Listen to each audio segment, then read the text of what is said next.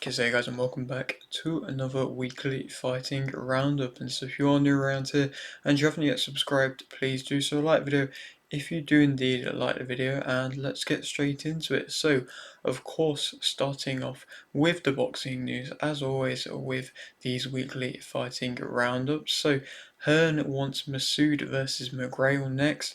I think that'll be an excellent fight. I mean, Masood is coming off a brilliant victory versus Liam Davis, and McGrail is coming off an excellent victory versus Reece Edwards, and so it's definitely a collision course type fight. And I mean, Masood, I thought perhaps was even dropped by Matchroom because he wasn't even really hyped up in the build up to the fight versus Davis, and I suppose everybody really was writing him off, including Matchroom. But it seems like Matchroom want to get him back involved in the big fights again. So full credit to him; he's worked very hard to get back to this position, and yeah, hopefully that would be a fight that will happen. Walker has re-signed with Matchroom. I mean, that's coming off his performance just a couple of weeks now ago on that Dalton Smith undercard versus Harry Scarf, where he performed an excellent comeback, shocking, surprising knockout victory, and Eddie Hearn loves him now. So yeah, no surprise that they want him to come back and re-sign with Matchroom. Alim Naknulli is in talks to fight Thompson in April/May. Strange fights, very much come out of the blue. It'd be the first time that GBM have kind of a world title fight involved with one of their fighters. I doubt it'll be on one of their cards because it seemingly is rumored to be in Kazakhstan, which would be a homecoming type of fight for Alim Naknulli, and perhaps one of the biggest Kazakhstani boxing events to ever happen. And so that would be just really exciting to see. You know, normally they have kind of lesser opponents on paper for homecoming type fights, and I think that would still be a great tough test, but an excellent fight to have as a homecoming. Cambosis Jr. is set to fight Yu Dan March 22nd, a big kind of step down in opponent, and there's no real surprise there, to be completely honest. You kind of seen that and expected that to happen as soon as he wasn't announced who he was fighting against on the actual promotion kind of poster of the event. Hughes has called out Cruz. I think that would be a good fight. It's been talked about for being a WO interim fight. I doubt it would be that, but I think it would be a good fight. Creason will fight February 19th. Noakes, Elmasi, Taylor, Lungu, Wood, King, Daly, Smith, and Oliphant will fight March 7th. Paul will fight Polt March 27th. Nicholson will fight Brown March 22nd. The WBC has replaced the Russian flag with the Saudi Arabian flag in their logo, which is, just another thing. And they've kind of just touched upon the fact that Saudi Arabia has now had such a big impact in boxing, especially as of recent, so they just wanted to change the logo from what it seems. Yeritsian will fight Hernandez on February 21st. Taraji versus Akui, Alaskuga versus Kaiguchi, and Iwata versus Santiago will fight March 13th. Them three fights I think will be excellent fights, and I can't wait for that card, to be completely honest. I think it's great to see Taraji back being the main headline for the events, because he is somebody alongside that of Nakatani, alongside that of Inouye, who can headline events and be a big enough name to do so. And yeah, I believe there will be an excellent fight versus Akui. I think it's excellent to see that they're actually trying to unify the belts now instead of just, keep one fighter with each belt. They're actually going for unification fights, which is excellent. Olaskuga versus Kaiguchi, I believe, will be an excellent fight as well, just like I think Iwata versus Santiago will be. Again, like I say, just actually really good matchmaking, I believe. Creator Clash will return.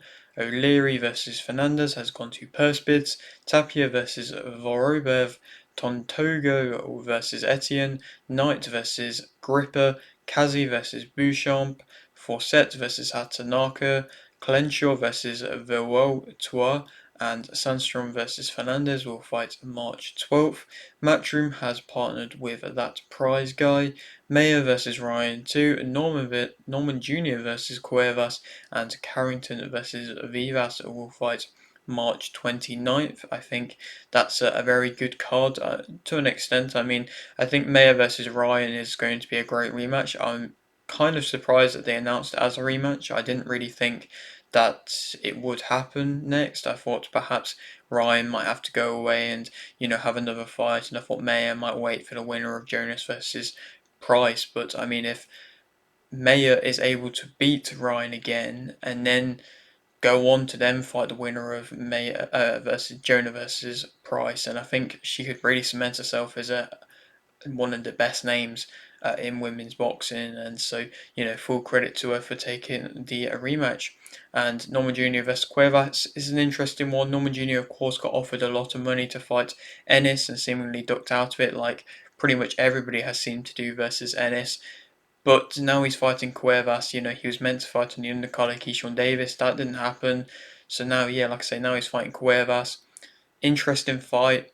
Not really what the fans really care too much about, but I suppose it shows that the welterweight division perhaps isn't in the best position at the moment, and it's great to see Carrington back, even though perhaps it's not really in too much of a step up fight for himself. Mbili will fight Sergio in May. It seems like Y12 Promotions, I believe that's what they're called, have won the purse bid, so it won't be a top ranked card, and so that'll be interesting. And Mbili back again fighting against Sergio, and Sergio has been floating around the rankings for quite a while, seemingly waiting for the perfect possible opportunity to get the biggest fight, which is fair enough because he hasn't really been tested too much as of yet, and you would want the best fight for the most amount of money, and perhaps this might be it. And you probably would think it would be it versus Umbili. Brown versus Resnick, Wong versus Flynn, Farnhill versus Dickinson, Dixon, Bevan, Tudsbury, and Crawler will fight March 28th.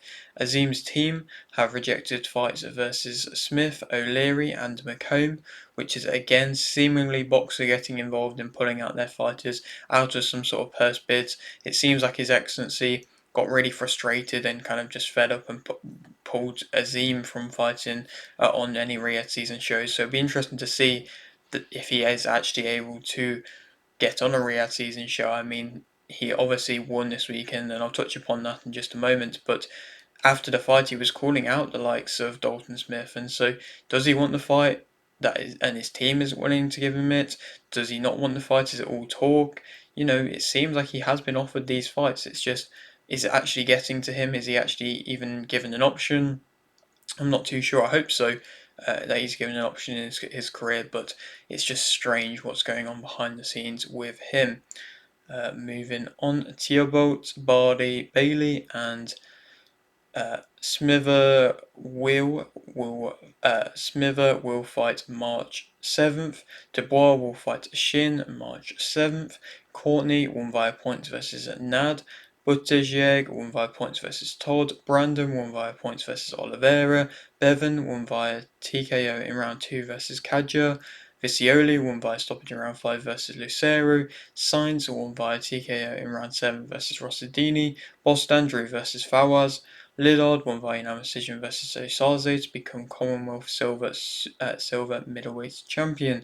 And to speak a bit about that card, of course, a next gen card for Matchroom. And to be fair, fights wise, I believe it delivers. I feel like there is some excellent talent coming from Matchroom stable, British level wise at the moment, and there was definitely that on show. I mean, Vicioli, another great stoppage victory again. Sainz, another great stoppage victory as well. Obviously the level of opponent needs to progress along a bit more, and it isn't anything too crazy as of yet, but two just very good stoppage wins there, as well as Bevan as well. His second professional fight, another very good stoppage as well. So just entertaining stoppage victories is what you want to see for upcoming prospects, to be honest. And of course there was that kind of upset to an extent with of course Bostan drawing versus Fawaz. And yeah, that was just interesting because Fawaz was an intriguing character in the press conferences, and he was saying some interesting things. He has that accent that kind of, to an extent, reminds you of Chris Eubank Jr. Not saying he's anywhere near the level of fighter, but he had the power to hurt Bostan, and Bostan was just not seemingly able to react quite as well after taking one big punch off Fawaz, and Fawaz did well to recover into the later rounds, and you see that so often, the favourites starting off strong, but then the the underdog kind of coming back in strong into the later rounds and then able to salvage a draw. Boston is wanting a headline in Sheffield on a next gen show. Will he get that? I'm not too sure, but it was an interesting performance. It's definitely slowed down the progression of that of Boston, who has been so far looking very, very good. Like I say, it has slowed things down a little bit. And Lillard was a very good performance realistically for him versus Osaze. Of course, Osaze got to give him credit because Osaze was able to stay in there and not look too bad. Made it a tough fight for Lillard. Lillard was able to definitely give off always the sharper, better work out the exchanges, but Sarze coming off the devastating defeat he had versus Bentley last time, perhaps we weren't really too sure where he would be able to compete or not against somebody like a Lillard. But that was ended up being a relatively tough contest for Lillard, and Lillard now moves on to into a middleweight division, which British level wise is looking excellent at the moment, and there's definitely some great fights in which could happen. And Heaney, that could happen. Pauls, that could happen. Maybe Kieran Conway, maybe Linus Udofia. Depends what kind of route you want to go down. There's definitely some great fights, and I would love to see them for Lillard. Moving on, Azim won via points versus Irving. Croft won via points versus Protkeunas. Colombo won via KO in round 1 versus Herrera. Clegg won via points versus Castillo. Rowerig won via TKO in round 3 versus Savage. Kadua won via TKO in round 3 versus Germain. Ignat won via TKO in round 1 versus Forrest. TKV won via stoppage in round 9 versus Webster to become IBO International Heavyweight Champion. Simpson won via TKO in round 5 versus R. Beauregard to remain Commonwealth Super Middleweight Champion. Azim won via TKO in round 9 versus Lipinets to become IBO World Super Lightweight Champion. And to speak about this card, it was perhaps not the best of cards, and in general we kind of expected the card to not really be too stacked, and it wasn't, and it had some, I suppose, interesting moments. I mean, Forrest losing via first round stoppage, perhaps it was a little bit of an early stoppage, but at the same time Forrest had that style in his fight before where he went up against the ropes and was able to get a kind of big swinging punch when he was on the back foot and was able to knock out his opponent then, but he just wasn't able to do that. You can't keep doing that and take as much punishment as he did, and he did get caught with some big shots, and perhaps he would have been stopped just a couple of seconds later if it had gone on longer. So, not the best for Forrest, and I think it shows that perhaps he isn't able to really get past the level in which he's fighting out there. TKV, again, not somebody who I'm really too impressed with, but I think there could be good matchups there for him. I think it's a good belt to win. Again, perhaps a bit of an interesting stoppage. I don't really know why it got stopped. I mean, Webster was seemingly quite annoyed that it did get stopped, but Webster's a good, tough test, and TKV was able to get him out of there and look good whilst doing so, and well, good to an extent. It was a very messy fight, and so I definitely don't believe that TKV is going to get past kind of English level realistically, but there definitely is fights there. I mean, something like a Solomon Dakers, that could be a good fight. There is a few interesting contests in which could be floating around for TKV. We'll just have to wait and see if Boxer really wanting to put him in there with anybody. Matty Harris, that could be a good fight as well, but like I say, we'll have to wait and see.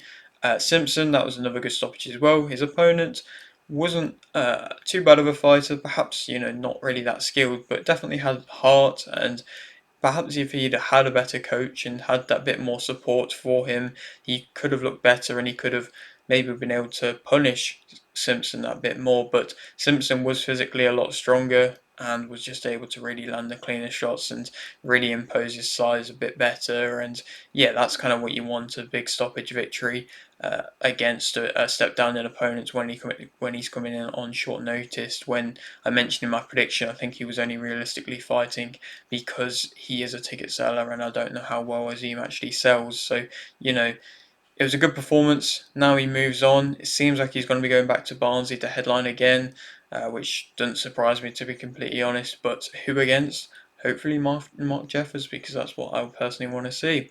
And then Azim, that performance versus Lipinets, I got my prediction right for that one. I think it's been a very good week, predictions wise, for myself. And so, yeah, Azim, TKO, round 9 versus Lipinets.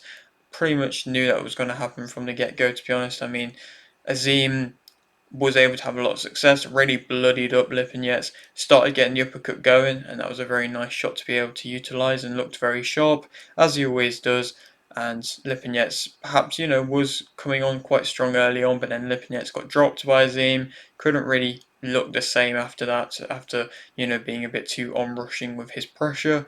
And then, of course, Azim was able to just pile on the uppercuts, perhaps using them a little bit too much, maybe could have spared them out a little bit more, but like I say, Azim then going on to win via a very nice stoppage. And then hopefully now we will see a very big fight for Azim next. I don't necessarily know who.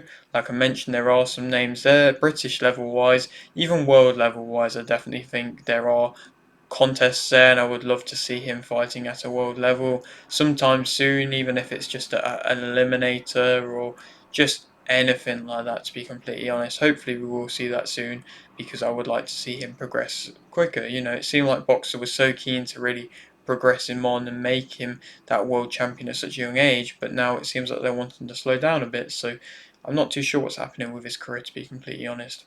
Moving on, Easter won by unanimous decision versus Aguirre, Gallegos won via unanimous decision versus Padilla, Tellez won via majority decision versus Anguano, Benavidez Jr. won via TKO in round 5 versus Rosenberger, Blancas won via unanimous decision versus Baragas, Moton won via TKO in round 3 versus Saldivar, Hernandez won via TKO in round 5 versus Astorga, Ramos Jr. won via TKO in round 8 versus Rosario, Coelho won via TKO in round 10 versus Olivo to become WBA interim world featherweight champion, Cruz won via unanimous decision versus Ferrero, Fulton won via unanimous decision versus Figueroa to become WBC World Featherweight Champion, and Benavidez won via unanimous decision versus Morel to become WBA regular and WBC interim World Light Heavyweight Champion.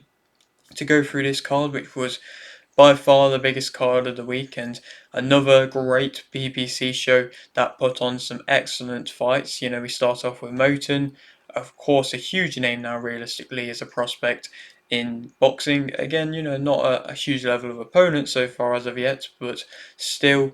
Another stoppage victory, moving along, having that Mayweather backing, and getting these big level cards in which he's consistently fighting on, which is great to see. Benavidez Jr. back to winning ways as well, very nice stoppage. Be interesting to see where his career progresses as of next. He could have retired after the Charlo fight, but seems like he wants to stay involved with it. And then Ramos Jr. got my prediction right for this one.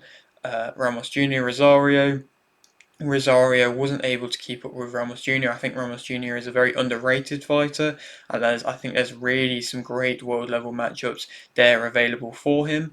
And again, putting on a great performance, utilizing his head movement and his movement, which is again really underrated and still surprises a lot of people how good he can actually move. He wasn't perhaps pivoting as well as what he has done in fights, and so there was a few things where perhaps he could have tweaked a little bit, but for the most part, an excellent performance against a Rosario who was coming off a draw versus former world champion versus a former world champion type fight, and then you know now has just gone and been stopped by Ramos Jr. I think that's a very big statement victory, to be completely honest. And Rosario might retire now, but Ramos Jr. moves on. And like I mentioned, in the middleweight division, I think there are some excellent matchups there for him, and hopefully we will see that. In the coming months. Coelho won by TKO, like I mentioned, in round 10 versus Olivo. Got my prediction again right for that one. I said it would be a great fight. I said it would be the battle of the body shots to an extent, and probably if it was going to end in a finish, end in a body shot.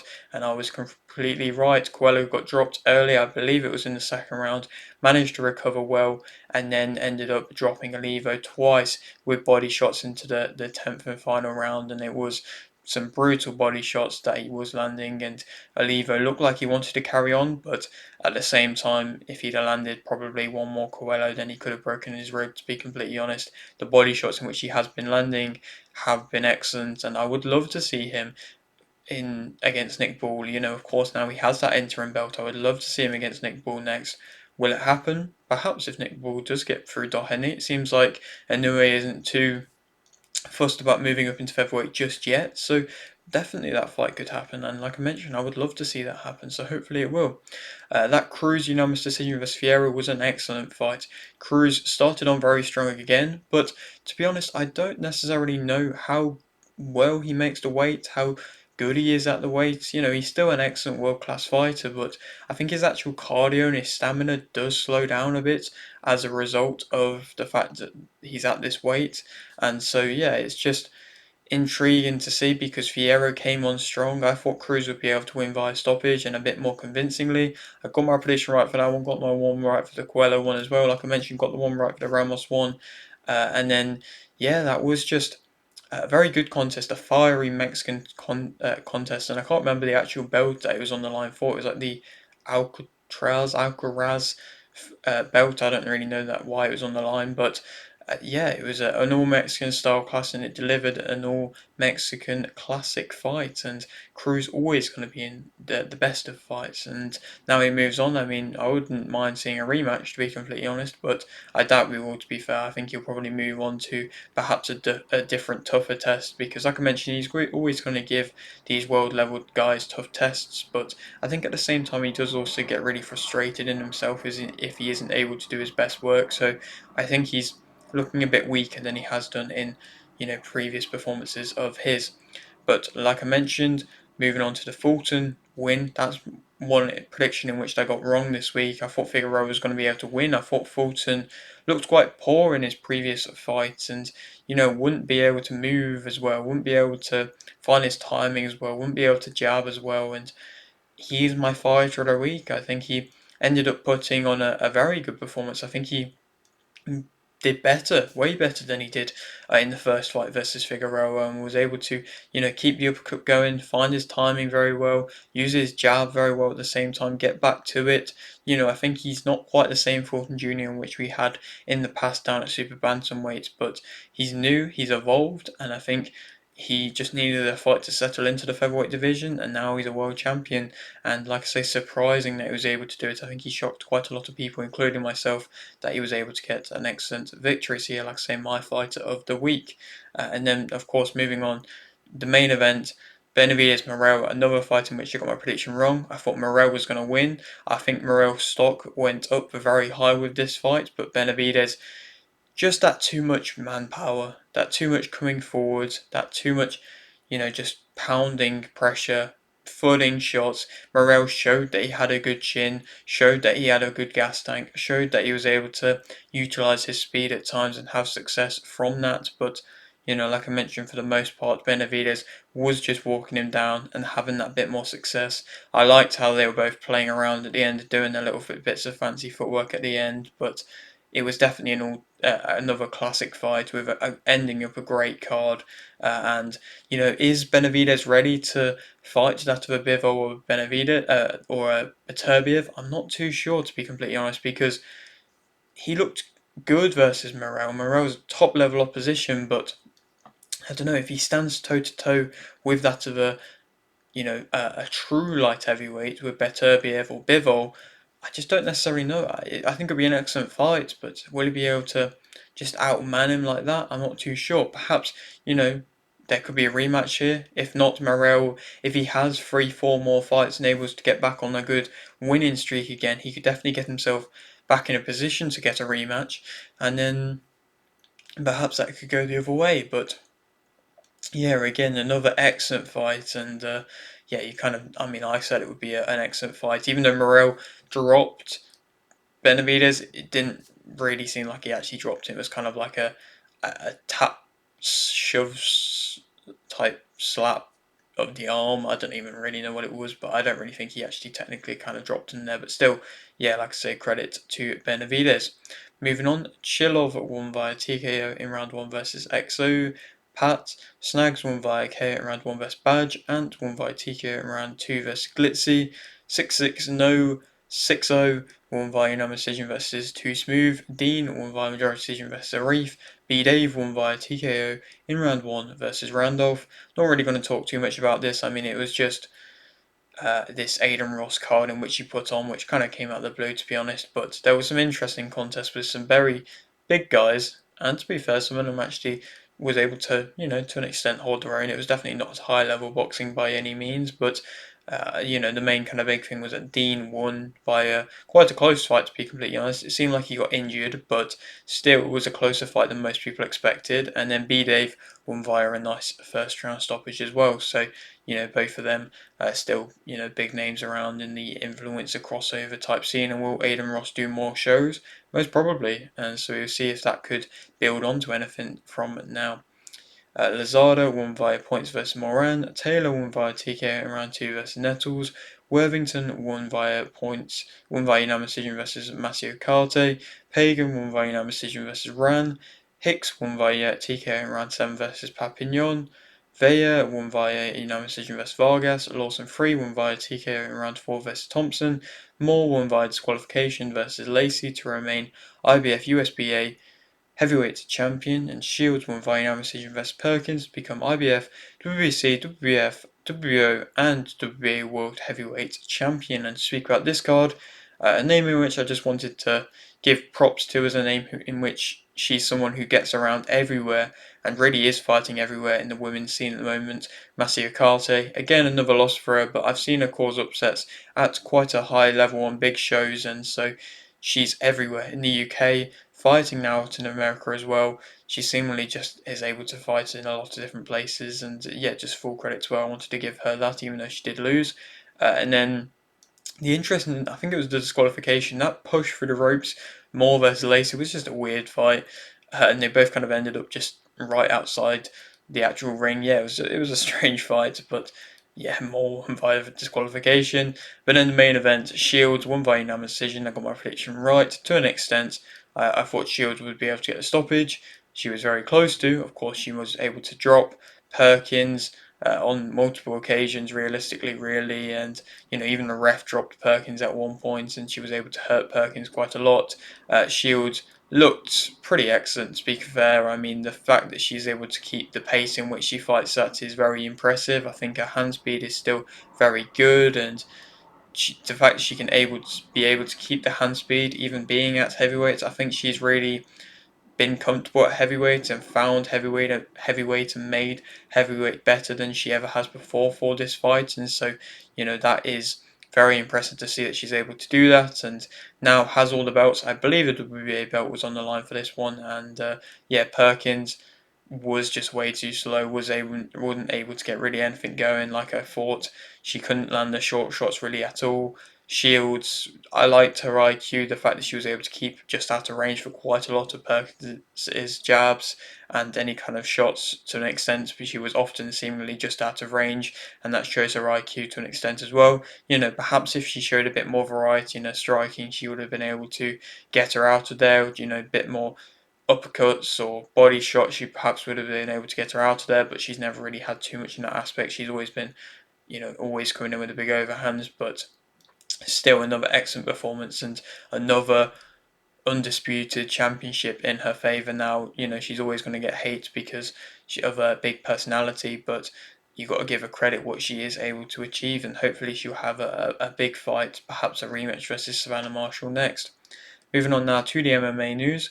Topuria is set to rematch Volkanovski April 12th. Bo Nickel, kind of said this. I don't necessarily know if Dana White's annoyed that he said this or not, but it seems like that rematch is going to happen April 12th, and I'm very here for it. I mean, Volkanovski is a legend of the featherweight division, so it does deserve a rematch. It will be very sad to see the same outcome again if it does happen, but yeah, it was kind of between Volkanovski and Lopez. Hopefully Topuria fights Volkanovski. If he does beat him, then fights Lopez, and then if he beats him, perhaps goes on to move into the lightweight division and try and contest there. So, I would like to see him beat them two fighters first, and Volkanovski seems like he is going to be next and not too long now. Hooper will fight Miller April 12th, also going to be on that card seemingly as well. Holland will fight Nelson March 22nd. Abdel Wahab won via split decision versus Pogues. Grad won via KO in round 2 versus Alexander. Jazdu Davicius won via unanimous decision versus Bueno Silva. McKinney won via KO in round 1 versus Hadzovic. Gaziev won via KO in round 1 versus Peterson. Naimov won via unanimous decision versus Offley. Ziam won via unanimous decision versus Davis. Oliveira won via unanimous decision versus Nurmagomedov. Pavlovich won via unanimous decision versus Rosenstrike. Page won via unanimous decision versus Magomedov, and Imavov won via TKO in round 2 versus Adesanya. And speak about this card, just a couple of the fights. Gaziev, first round stoppage is big for him, to be completely honest. He seemingly was drifting out of the heavyweight rankings, but now has gotten himself back in again, and perhaps might be able to regain himself and rebuild himself back to some sort of level in the heavyweight division.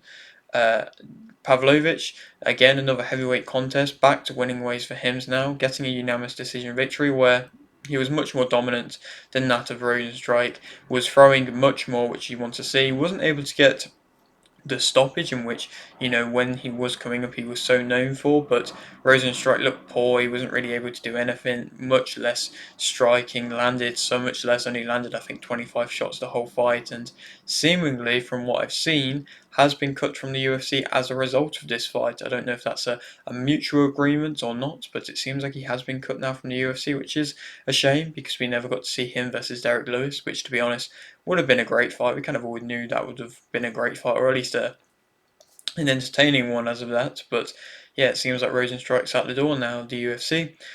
Page, that unanimous decision versus Magomedov. I've got my prediction bang on for that. 2 upsets in Page and Imavov. Both my predictions right for that one. What can I say? I was quite impressed with that. But yeah, Page unanimous decision versus Magomedov. I thought his timing would be very difficult for Magomedov to be able to deal with. Magomedov's on-rushing kind of spinning attacks, he just wouldn't be able to land them versus Page because he would just jump in at weird times and, move kind of just subtly out of the way and, see shots come in quite well. And he was able to do that. Magomedov wasn't going to try and take him down, and he didn't at all. If he did, then he might have been able to have much more success.